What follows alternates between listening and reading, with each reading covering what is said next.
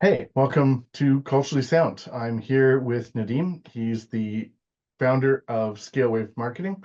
Um, Nadim, how about you tell us a little bit about yourself? We'll get into it. Sure. So first and foremost, Chandler, thank you for having me on the podcast. It's a pleasure as always, and we can dive right in. So I've been running Scalewave now for about 7.5 years, or bordering on 8 years. And my story is a little bit interesting because I never had a marketing background per se. I started this agency when I was in college in my second year of university. And it came off the back of a few failed attempts at different startups. So at first, I tried to build an app. We developed a team, we got an MVP out. Then we realized, wait, there, and I'd never thought about marketing before this, but once we actually built the MVP, we had about 10 or 15 of our friends using the app. And then the question came about of how are we going to scale this? And one word comes to mind, and that's marketing. And my first inclination as an 18-year-old was, damn, this is going to be expensive. So I started looking up how much it costs to market an app. I'm seeing 50,000, 60,000 a month in ad spend, 100,000. And I honestly started panicking, but it interested me because I started thinking about what are some grassroots strategies that we can run to try to get this off the ground without breaking the bank, essentially. And that's what first got me passionate about marketing, because I started to realize that the average person thinks marketing and they just think ads or TV or billboards. When in reality, marketing is an umbrella term that encompasses so many different facets of capturing attention that it's even hard to wrap your mind around.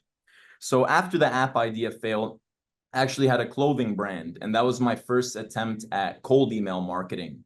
I got a list of all up and coming rappers and performers off of SoundCloud and YouTube, got their email addresses by just simply scraping their websites and channels. And I started emailing them to basically send them a sample of my clothing and have them try it out.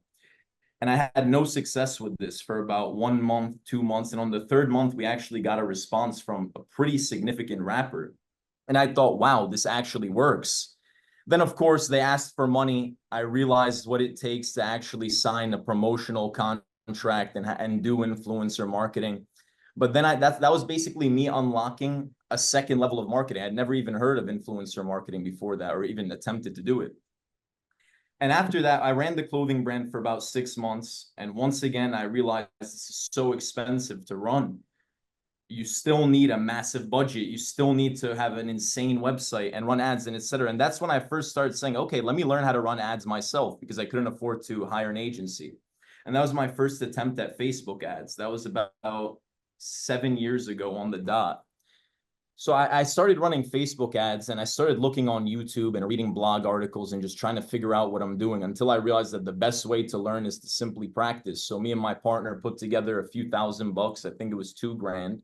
And we ran an A/B test campaign for about a month, and we saw what happened. And we didn't get anything. We got one sale out of 2 grand. But what I did get out of that is I learned the ins and outs of Facebook advertising, and I saw the potential that it had, because I started studying brands that are doing it successfully.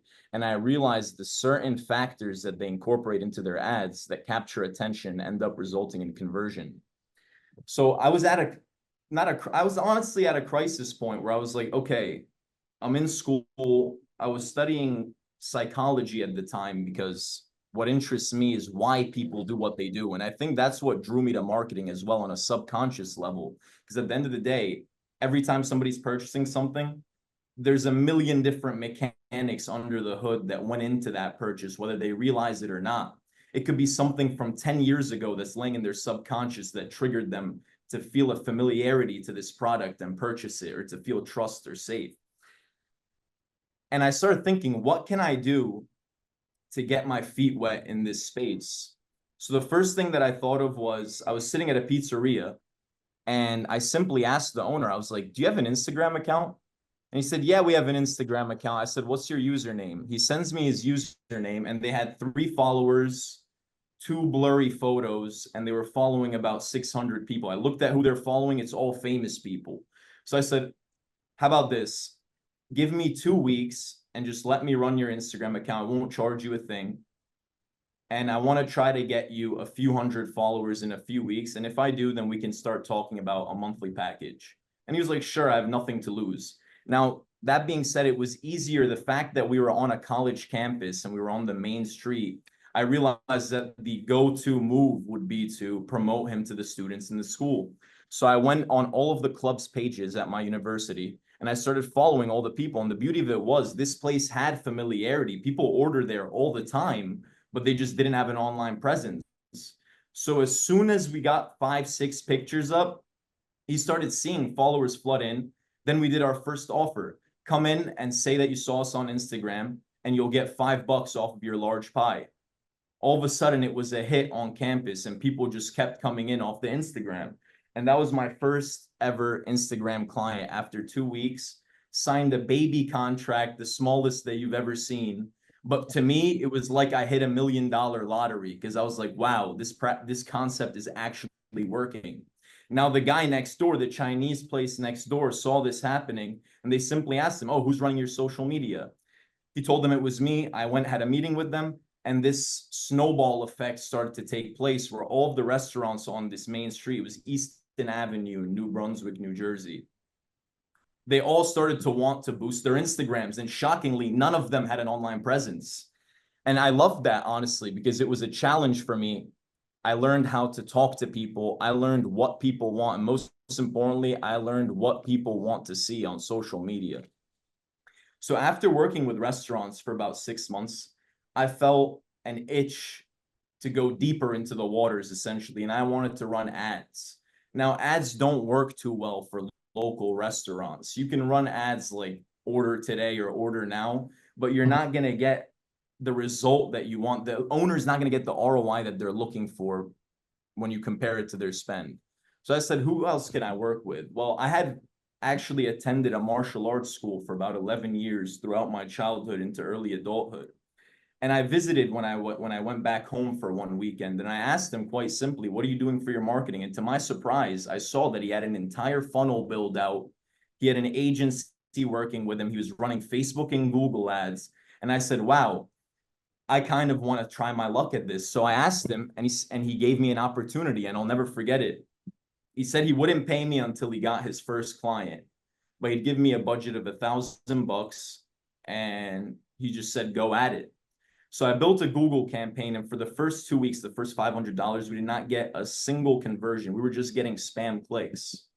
Then after 2 weeks, we got our first lead, and that day he called me and he said that we signed our first student, and I was in love with ads ever since. I started optimizing the campaign. I started watching it 5 hours a day, even though nothing was happening. I knew every click when it happened. And that's when I really dissected Google AdWords and learned the ins and outs of the platform and considered myself a novice at that point at Google Ads. Now, the same effects started to happen with the martial arts school. He would go to conferences. His good friends would be like, wow, I'm seeing your school growing. Who are you using?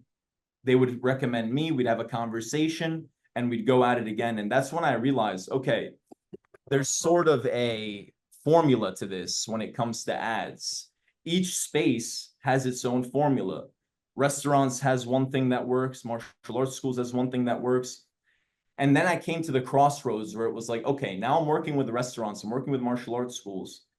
Do I niche down? Do I stay as a generalist?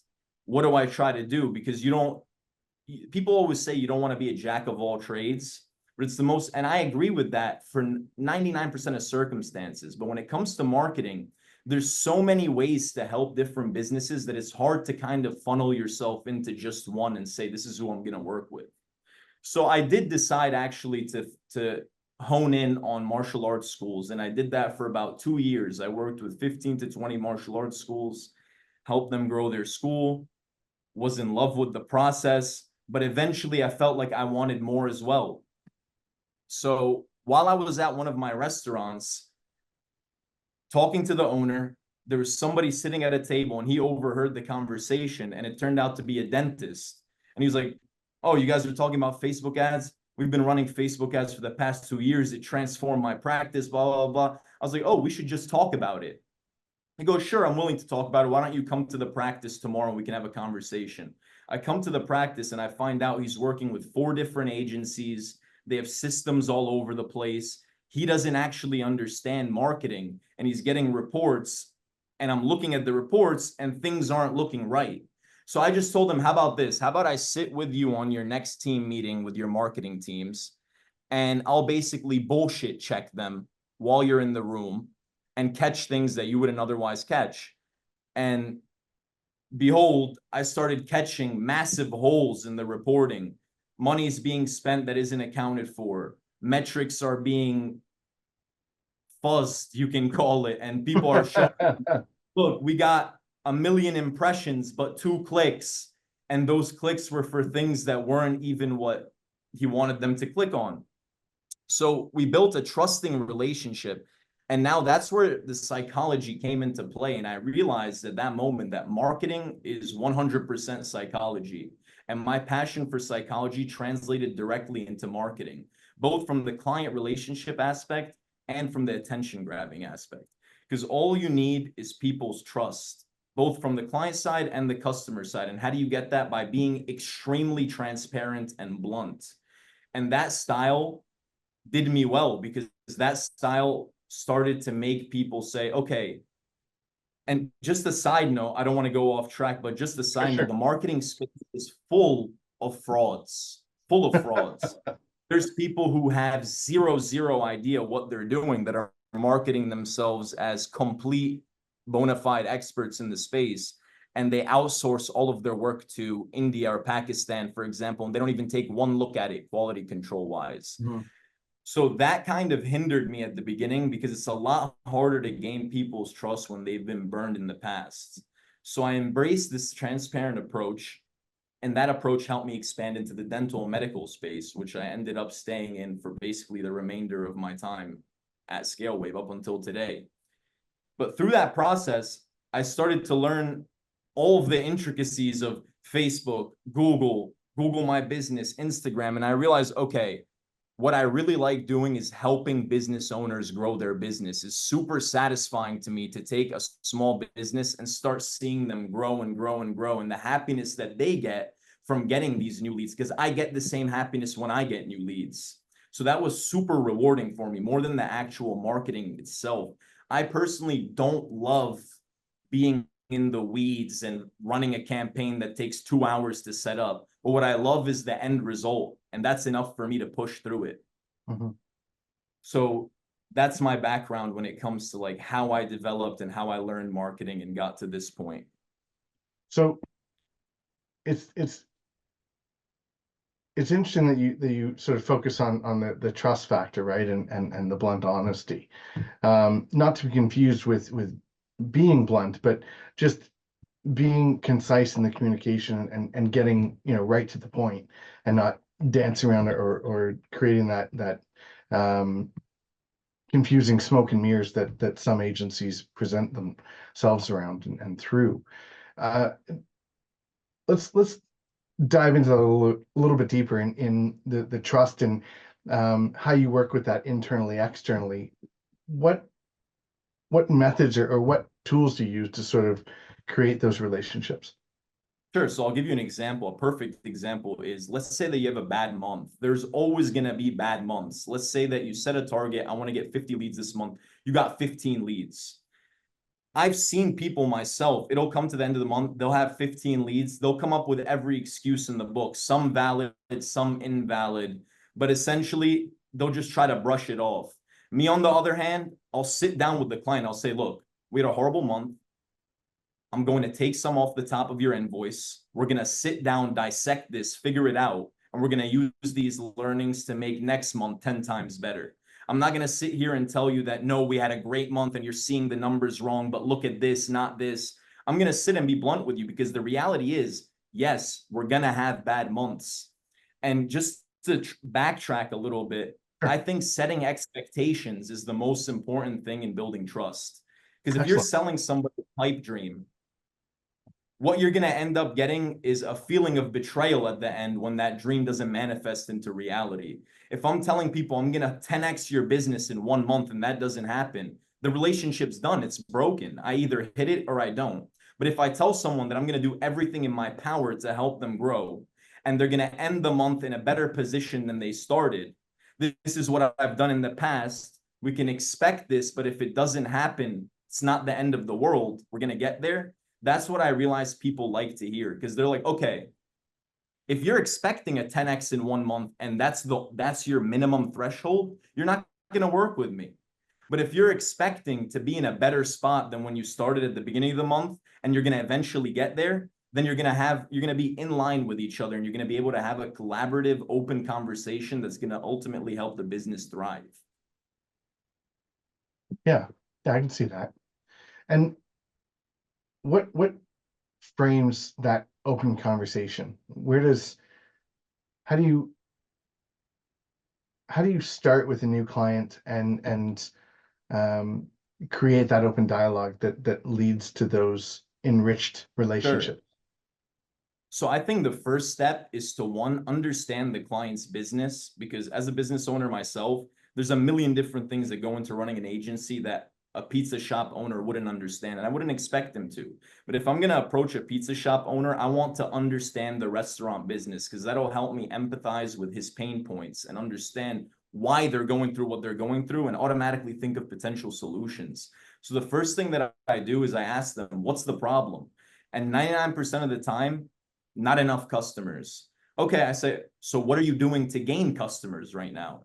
And they'll tell me all the things that they're doing. And more often than not, it's either the wrong thing, money getting misplaced, or them getting basically coaxed into diving into something that isn't really where they should be spending their money at any given time. Now, that's an important segue, because when it comes to marketing, there's a lot of different things that you can spend money on. And I think one of the most important things is to prioritize depending on the stage that you're at in the business. So I'll approach a brand new business owner much different than someone who's worked with 10 agencies and has a system already that's in place and is working. And I think that personalized approach is what changes things. Now, it's harmed me in terms of scalability, because I have a super personalized approach. I don't set, and this might be a mistake on my end, I don't set full boundaries and say, no, we can only talk for 1 hour a week, or every hour above this, every minute's going to be $10. Or if I say that I'm going to do 10 blog posts and I see an 11th that would really benefit the business, I'm going to do the 11th. And I think that that's a double-edged sword, because it harms me in terms of time and productivity, but it helps me in terms of relationship building, because I truly do want to help the business grow. Yeah, so there's some science coming out around, it's always been sort of framed as survival of the fittest. But what we're learning from relationships and from evolution is it could also be survival of the friendliest, where Yeah. the community and the relationships and the support and the help that is built around those relationships seems to be the things that really lift and engage and support and allow for survival. That's what helps humans get to where we are today. And it's a blessing and a curse, like you've referred to, where if we're individualized and it's just one against the world, nobody gets to be Apple or Microsoft or Nvidia or any of the other major players out there, to Amazon. They don't get to be there out of the one. They get to be there out of the team. Steve Jobs was interviewed, and one of his last statements was, the greatest thing I ever built was my team. And to your point, nurturing and caring for that team, doing the extra blog posts, going that extra mile. Great piece of advice. So let's look at those initial phases and steps. What areas do you look at improving out the gate for a small business that's initially engaging with you? What are the first things that get built? Maybe first 3, first 5. What do you look at? Sure. So the first thing that I try to do is I try to look at where are they currently putting their money, and I try to look at where they stand. So current state analysis is the first thing that I do. Second thing that I do is a digital presence checklist. So I like to look at the business's website, social media, any PR they have, blog posts, external mentions, etc., and also their reviews.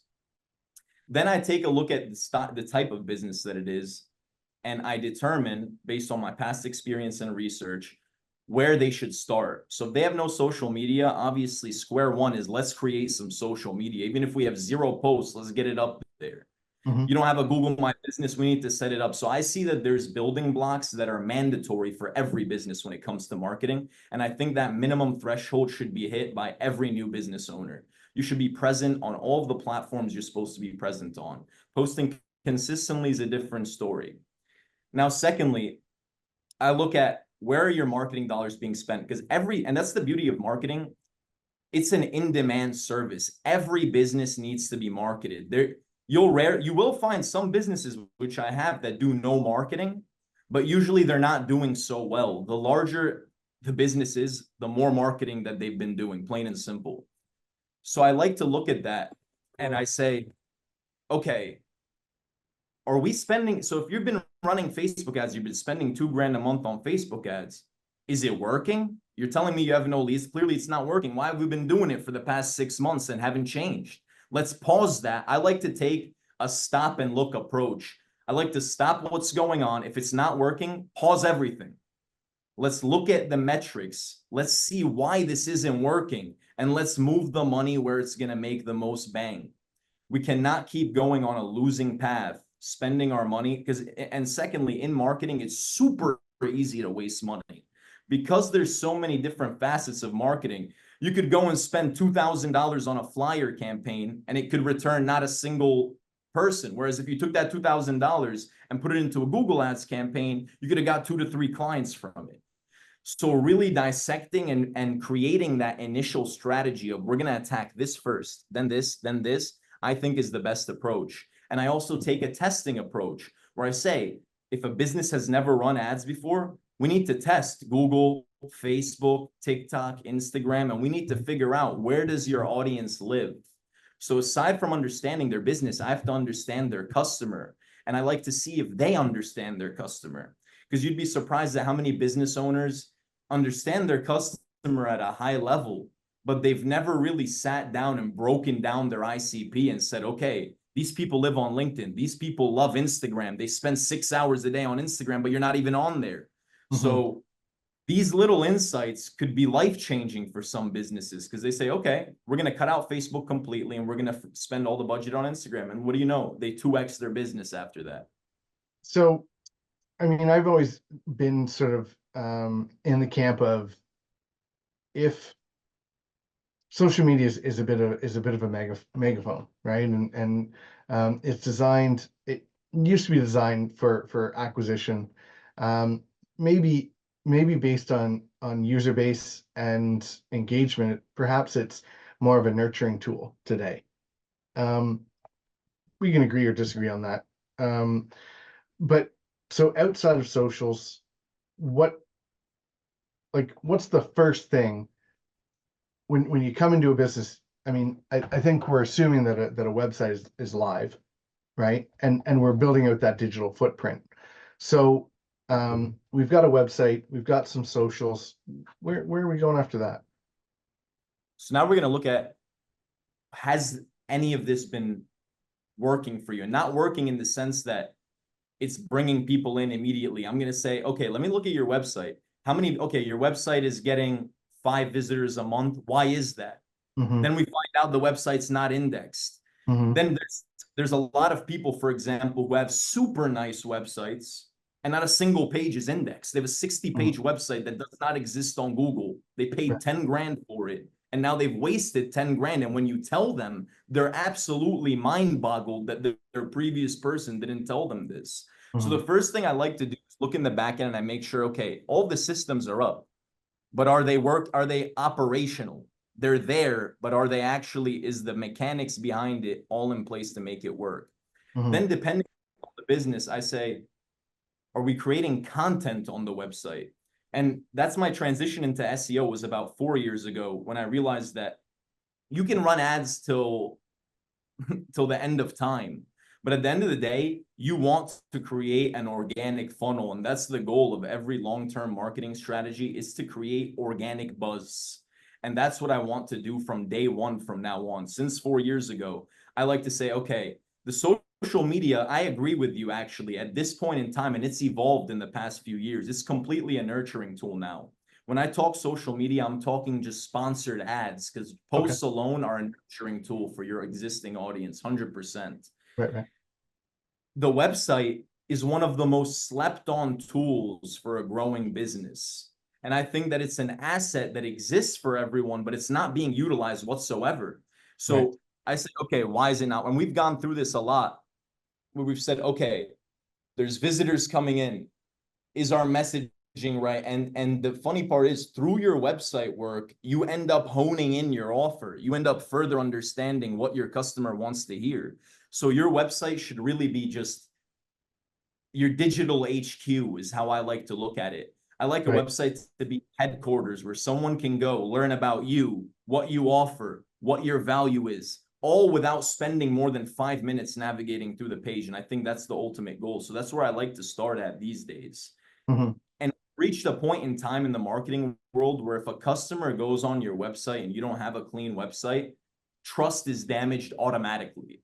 They go on Mhm. your website and you have a 404 error, you're not gonna, you might really lose that customer just off that alone. Mhm. So these are super important things.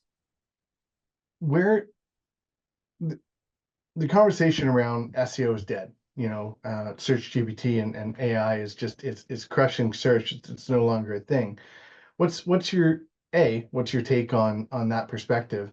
And B, how does AI weave its way into this? And is it the devil, or is it a tool that's going to revolutionize humanity?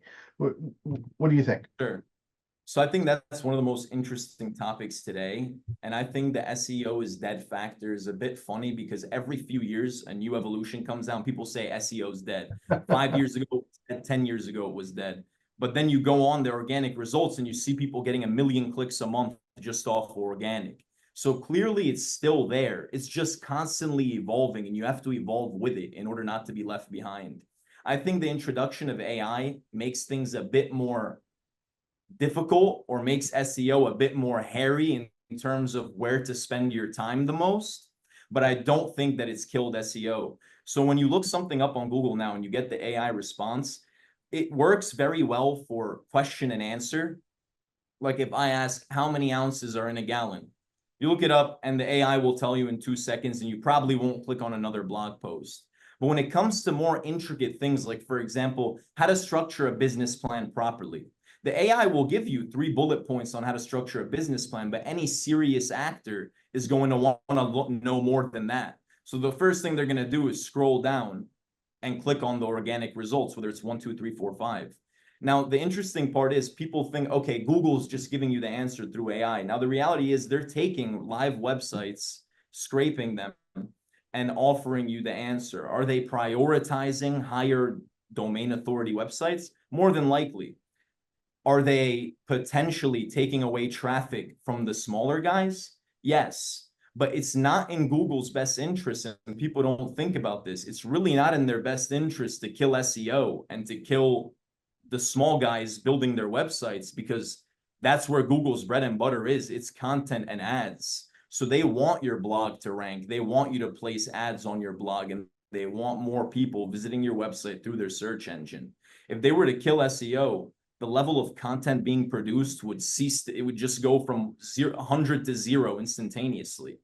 So I think that we're shifting from keyword stuffing and this super technical SEO space to a user experience space and addressing and answering your customers' concerns in the quickest, most efficient, cleanest way possible. And that's where things are moving. User experience is 10x more emphasized now than it was even a year ago. And that's very important. And by user experience, I mean, let's say you're writing about any topic. Let's say you're writing about a topic like, when should I start running Google ads?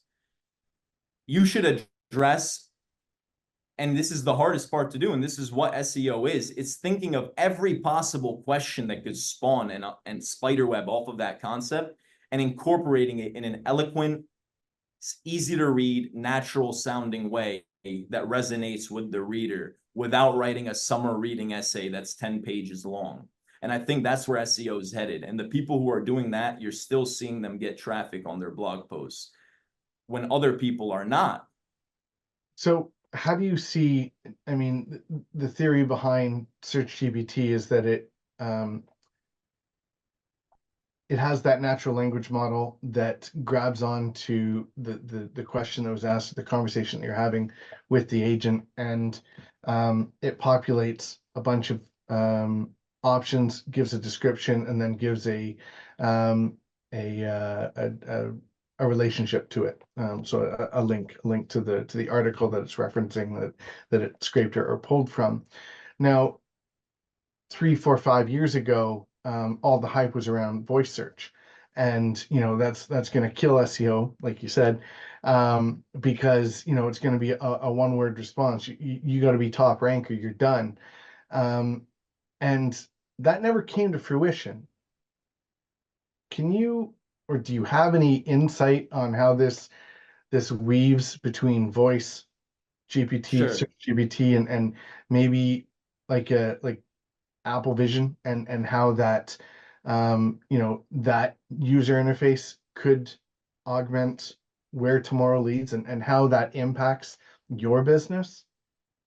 Yes, so I think voice search is interesting, and it's a bit different than AI search because voice search is a fundamental change in search behavior.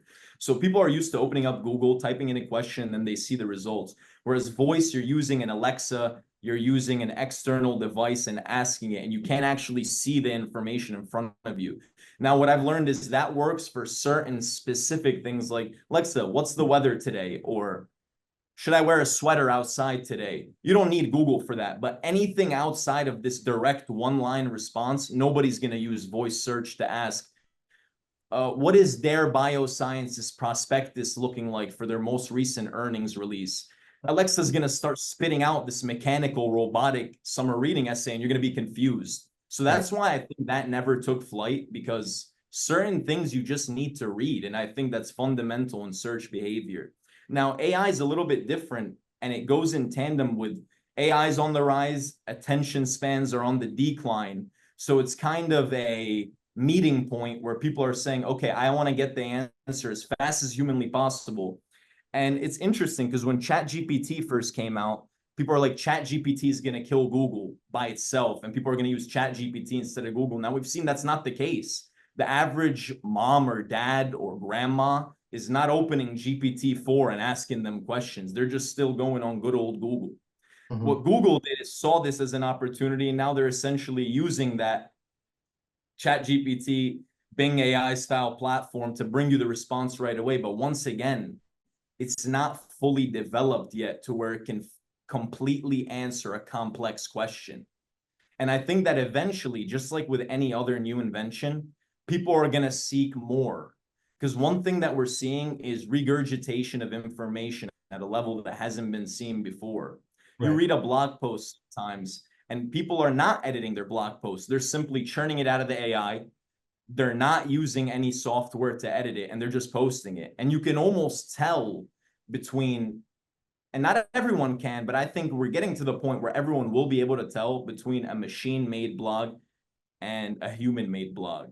And I think it's going to become more obvious over time. Some people say, no, the machine is going to get smarter and it's going to be way more natural. And that's true as well. But it's the style of writing.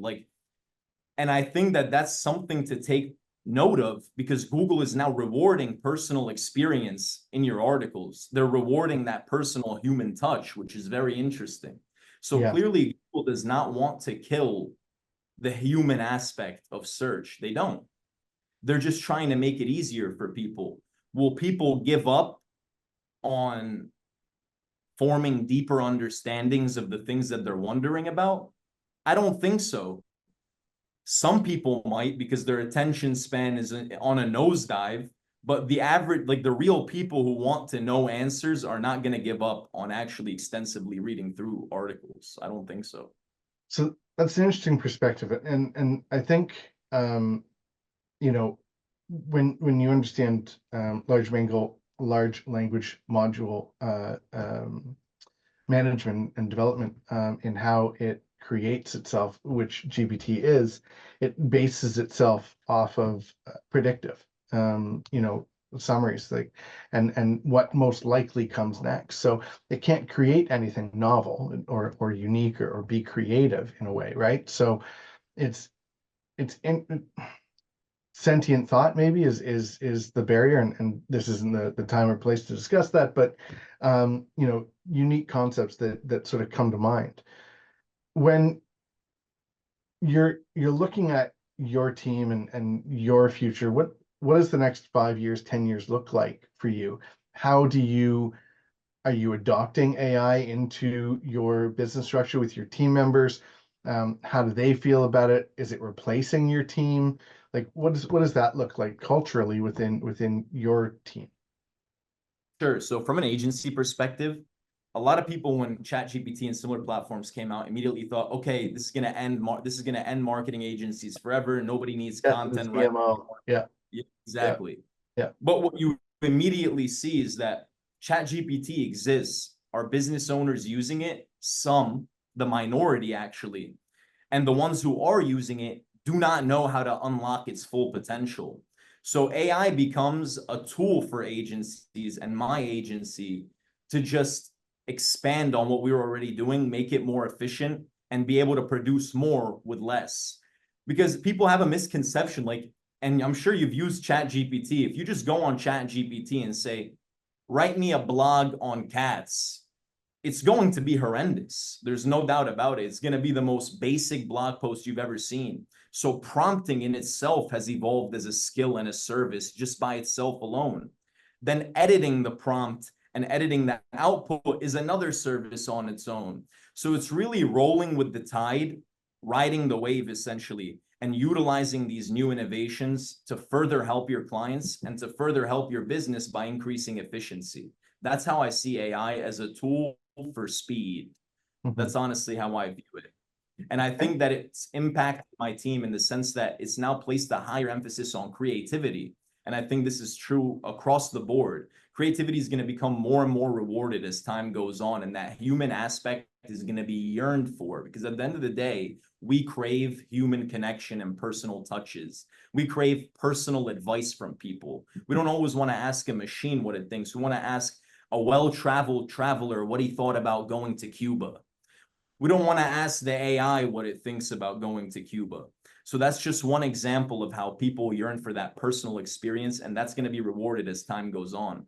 And the Mhm. creativity in the sense of how you use the AI is also super important, because with new technology comes new use cases and new applications. For example, instead of just using it to create blog posts, now we can set up a ChatGPT chatbot on the website to talk to our customers, and we can train it with data that we've collected before AI even existed. So it's not an evil thing. I think it's a good thing. I Mhm. think that if used properly, it can really expand your services and it can expand the breadth of what you can offer. But I also think it is something to be wary of in order to figure out how to use it and not be left behind, because it's changing super fast, and what was in use yesterday might not be in use tomorrow, and there could be something to replace it. So staying on top of these developments, I think, is more important than ever. Yeah, no, and I agree. It's the evolution, right? It's horses were put out of work by the automobile. The abacus was put out of work by the calculator. The interesting thing is we've never had more information at our fingertips. But I is it that it's just too easily accessible? The universities were locked behind big expensive tuitions, and now, I mean, to a certain extent, that's not the case, right? You're missing out on the creativity of the arts and the nuance of the professors. But I mean, there's other ways to gather that education, I suppose. So kind of an interesting perspective. So if AI is a tool and not the death of marketing, what challenges are you facing in moving towards your vision for Scalewave as time moves forward? Sure. So as these developments take place, there's also an issue where people are getting overwhelmed. Because AI has expanded and it's proliferated across all industries. What you're seeing now is like cold outreach has gotten easier. Simple, just spamming content has gotten easier. So the overall noise level has increased tenfold. So there's a lot more confusion in the space now. AI has become sort of a cringe buzzword that people, and it's still early and it's already become this way. If you approach somebody and you're like, oh, our AI tools, there's certain people that will wince at that and say, oh God, like, all right, what do you have? He's just putting together this and this and this software. And there's a lot of people basically muddying the waters. I think that there needs to be more clarity. I think that part of doing that is experimenting with different things and finding different stacks that work for you and getting creative in stacking different tools. And I think that that's really finding appropriate use cases that are creative is where I'm at now in order to further implement AI into my business. And it's fun to me, for example, like you see how you could use ChatGPT Surfer combination for SEO, and you could also run it through Grammarly, which is now using AI, and you could stack 4 or 5 softwares together. That's for blogging. I want to find different ways to do it for advertising, for creating imagery, for creating videos and social media content at scale. And finding these tools for those use cases is where I'm at right now, while ignoring all of the noise. Because every day there's a new tool coming out. You use it, it's horrendous. You use another one, it's good. You've paid for this, you pay for that. So now there's just like 50 different softwares you're paying for, trying to figure out what's the right one. And that's a process in itself. And that's what I'm kind of going through right now. AI just becoming a commodity in its application, and trying to find the arbitrage that leads to that path to success. And Exactly. what systems are what systems are serving you well, what systems are failing, and how are you iterating on those systems to sort of continue to lift you up towards that success? Sure. So I've found that from a content development standpoint, it's super helpful. I think that it's canceled out the concept of writer's block, because if you can't think of something to write, the AI, in my opinion, still isn't at the level where I'd be comfortable just taking and copying and pasting its output. But I think that it gives you a super solid foundation to go off on yourself. So if you're a good writer yourself, you can put anything into ChatGPT, get an idea and concept from its output, and then build off of it and give your own personal touch to it. So I think that that's a really strong point of, and a system that I implement. One thing that I think is lacking is, for example, image creation and social media creation with AI, I think is super, super behind. Because a lot of times you'll try to create an image, or you'll try to create a content calendar, and you'll use AI to do it. And 90% of the posts have severe flaws in them that you would have just saved time making them yourself on Canva. So I think that that's a severe lack when it comes to AI.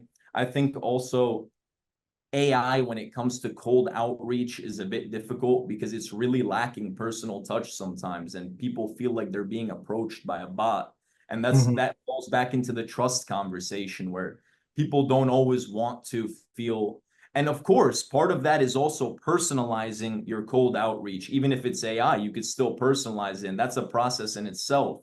But a lot of people aren't. I get emails all the time. I'm sure you've gotten cold emails where it's just, I could just tell this is ChatGPT copy and paste coming into my inbox. Now I'm turned off a little bit, honestly, because I'm like, Yeah. they don't really care about me. They just hit me with a ChatGPT and it's done for. Yeah, so I mean that's an interesting point, because you know, in some of, I know our team's outreach, we will actually implement personalized conversations, and reach out personally, or our chat on our website is, I'm on the other side of that. If I'm in office, then and a message comes through, I'm answering that. But majority of the time, if I notice that someone's on the website, and I write out to them, there's no response. And I think it's specifically exactly as you pointed to. It's a lack of trust. It's just the assumption is that it's a bot. It's not a person. It's it's not real. So how do we bridge that gap? How do we rebuild that trust? How do you manage that for your clients today? Sure. So I think it's finding a balance. And I think a good example is like if you buy something very expensive, Mhm. and let's say you get a warranty on it and then something goes wrong and you call customer support, And for the life of you, you can't get a human on the line. Now you spent thousands of dollars for this product and they don't have the decency to speak to you when something goes wrong. It's going to break that trust. You're going to feel like, I don't want to purchase from these people anymore because they're not caring about me. Now, let's say I wanted to call and I wanted to say, okay, what are their hours of operations? And they had an automated IVR system that told me their hours. I like that. Maybe I don't want to talk to somebody at that time, but I want the option. I want press 0 to speak to a human. And I think that that balance is how you bridge the gap by giving people the convenience of immediate responses from AI, but also giving them the option to have an in-depth conversation when they need it. Without that balance, things are going to go awry. Choices, just offer Yeah. choices. Interesting. Yeah. Yeah, no, good perspective. So where do you see, what's your next hire? Where do you take things? So I'm also in the process now of building out a larger team, and I think that one of the most difficult things is figuring out who to hire first. Gary Vee has spoken about this a lot actually before, with the different types of individuals that you need on your team. And I personally believe, after years of being a solo operator, I only even started working with other people only about a year and a half ago. For about 6 years, I was the only person doing everything. And you learn eventually that, one, you miss out on great ideas when you don't have others to bounce things off of. Two, you overwork yourself. Three, there's a consistency in the output that's either good or bad, depending on how you're doing. That is different when you have 4 people contributing, because you could have one person slacking, but the other 3 will pick up the slack and do a good job. And that's what I'm on right now. I kind of want, I want a jack of all trades. Would be my next hire, would be a mini me. And that's the hardest thing to find, a mini you, because not a lot of people are built like you, for example, and will think like you. And I think that's go ahead. Yeah, so I think that's an interesting perspective, and I don't think you're alone in that. But I think what would serve you well is layering in a matrix of your strengths and your weaknesses and exploring blind spots around where you struggle, what you don't like, and finding someone that truly loves doing the things that you don't like. And maybe it's fractional to start, but it allows you to let go of the 80% and focus on the 20% that serves you the best. And maybe that's a good tactic to look at for the next one. I totally appreciate the mini me, right? And you got from where you were to where you are, and obviously if we just get 2 of those, we'll be twice as big. But sometimes sometimes that's not the way the algorithm works, right? Yes. And like you said, finding someone completely different offers that unique alternative perspective that allows you to really gain lift. So I don't know, something to consider. But That I makes do, total sense. yeah. And I think doing that formal assessment of my strengths and weaknesses from a business perspective, I think is the first step, like you said, to figuring out, okay, if a mini me is not possible, which is probably not, what do I need most urgently? And that's something I'm definitely going to take away and dive into. So what allows you, like, what does serve you well when you're making those kinds of decisions? What do you sit down and you lay out your priorities, or do you rely on instinct? What does your decision matrix look So like? basically, I look at it as what's been bothering me the most for the past month. And if it's Okay. something that's been bothering me, that I'm like, okay, my sales process isn't working. I haven't been getting responses, or I'm not this for HVAC companies, my Google ads have not been working. I've looked at YouTube, I've done a million different things and I can't figure it out. That's when I start to think, okay, am I good at this or am I not good at this? And not from a cliche existential perspective. It's more just of a blunt reflective perspective of, I'm running a business. I can't take this personally. It's just, am I good at this or am I not? If I'm not, I really want to outsource it, because I don't want to be that guy who says, no, I'm going to become a pro at everything and end up destroying my own self in the process, which I see a lot of times as well. Mhm. So Yeah, yeah. I think where that comes into play is we all have our unique geniuses, right? And we all have that area, that unique talent that that AI doesn't have, right? AI can be the generalist. Allow us to have that unique creativity, that unique novel idea, creating something out of nothing, and being able to build and grow and leverage on that, and then rely on that community and bring back in that survival of the friendliest to sort of collaboratively build and grow on those aspects. So yeah, no, I hear what you're saying, and I don't disagree. It's those blocks. So you're looking at what frustrates you the most. Great start. Then how do you measure that? Because what gets measured gets done. How do you measure that against next steps that you take? So I mean, I measure that when I set mental KPIs. I should probably be doing it in a more formal way, but I set mental KPIs. And I say, okay, the past month we didn't hit this KPI. The last month we didn't hit this KPI. Now I look at what it is that's bothering me. Let's say sales, and I start dissecting that. And I go, what about the sales is lacking? And sometimes it comes down to messaging. And with marketing in general, a lot of times everything comes down to messaging and communication at its core. And that's Mhm. something I know that you appreciate, that at the core of every marketing campaign is communication. What's your message? Who are you messaging? And how are you conveying that message to them? Mhm. So that is the hardest thing for me to craft still after almost 8 years of doing this. Every business has its own style of messaging. Every offer needs to be crafted a certain way, because you could have, I've seen clients that have had incredible offers. For example, 1.5 months of free martial arts, free uniform, free Sunday seminars included, all free, but it's just not messaged properly and nobody signs up. But then we simply tweak it and make it more appealing, and all of a sudden signups go through the roof. So what if the cost of service isn't the barrier, right? And that's not what's of value to the client or to your ICP. What if getting the kid to the session is critical, and the gym down the street offers free busing from school? Boom. So having that communication mechanism, asking for feedback and listening to your community, and then in kind. And I sort of always position this as listen to understand and then speak to be understood.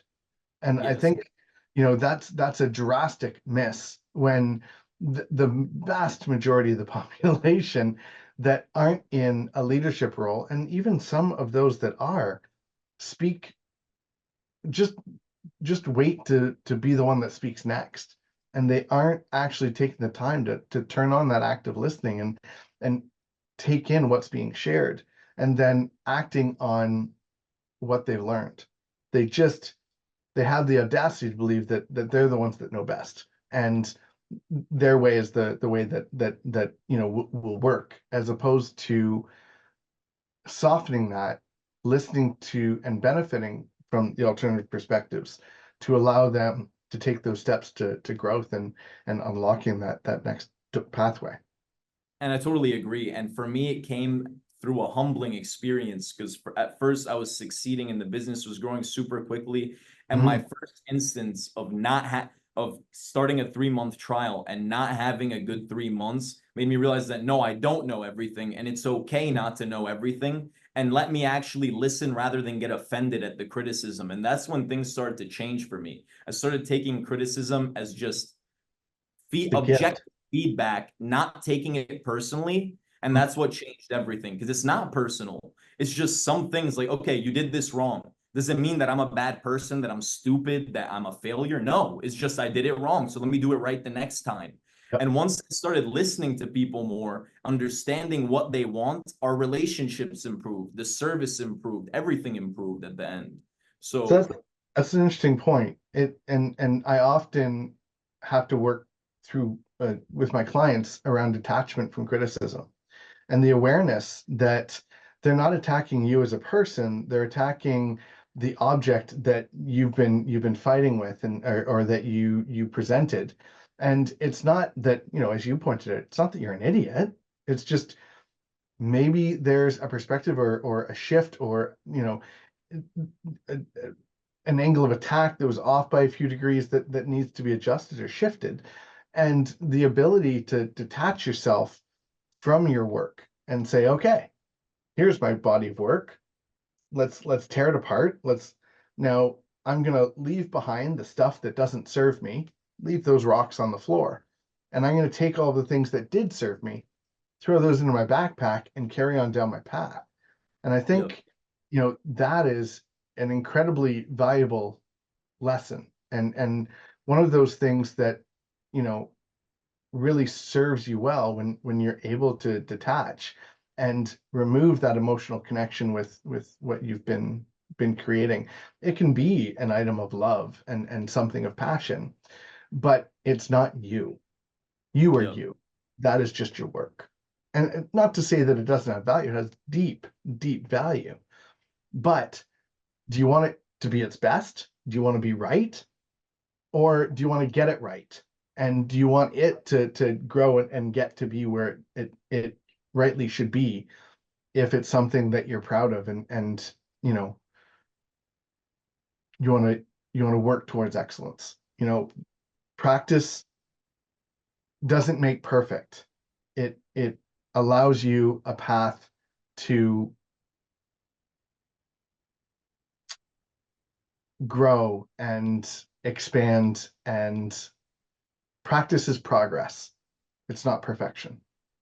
So I think that's an interesting take from what you shared. And good for you for learning that. That's a tough lesson learned. It is a tough lesson. I think it's one of the many, many things that separate good leadership from great leadership, because it's also inherent in leaders. They like to be right. They have a yearning to be. That's why they're a leader. That's why they were drawn to being a leader, because they have this type A, not always fully type A, but a type A personality where they want to know the right thing. And it's kind of like you're in competition with yourself, where it's like if you do something with the intention that you're doing it right and you don't, you feel that internal feeling of like, I failed at this, even if it's not anyone's fault. And sometimes you don't want to admit it. But letting go of that and just admitting when you failed at something is one of the keys, in my opinion, that's helped me in life. It really is. And And I just think know, go ahead. I think that's where great leadership comes from, right? Is competing with yourself. You're not competing with anyone else. You're just trying to be a better version of you today than you were yesterday. And if you fail, it's a learning. It's not something that needs to tear you down. You can be down about it for a period, but then recognize and realize that it was a learning. Take that and carry it with you. Leave the failure behind, leave the feelings that don't serve you well behind. Feelings are made to be felt, feel them, take a moment for that, but then take steps forward. And you constantly see visions of the feedback loop, in socials, right? Where in fact the podcast logo is a feedback loop. You go up, you come down, you go up again. And at the end of it, you're higher than when you started. And that's really the goal, I think. I agree. Beautiful. So anything, where can we find you? Where do we connect with Scalewave? What? Sure. So I'm on all social medias. I'm on LinkedIn as Scalewave Marketing, my website, www.scalewavemarketing.com. You guys can feel free to message me on Instagram. Same thing, Scalewave Marketing. I'm always the one who responds.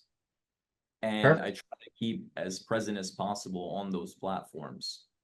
Awesome. Perfect. Well, we'll include those in the show notes. Any closing thoughts? Anything exciting that you're bringing to the market? I have a couple things in the works, but I think as closing thoughts, just being open to trying new things, being Awesome. open to making mistakes and taking risks is one of the most important things for me. And I think everyone should take some risks in their life, educated risks, but sometimes you just got to say, just do it. And if you feel like doing it, just do it. Yeah. Give more than you take. Yes. Perfect. Nadim, it's been a pleasure. As always, love speaking with you, and thank you very much for sharing your story. Likewise, thank you so much for having me.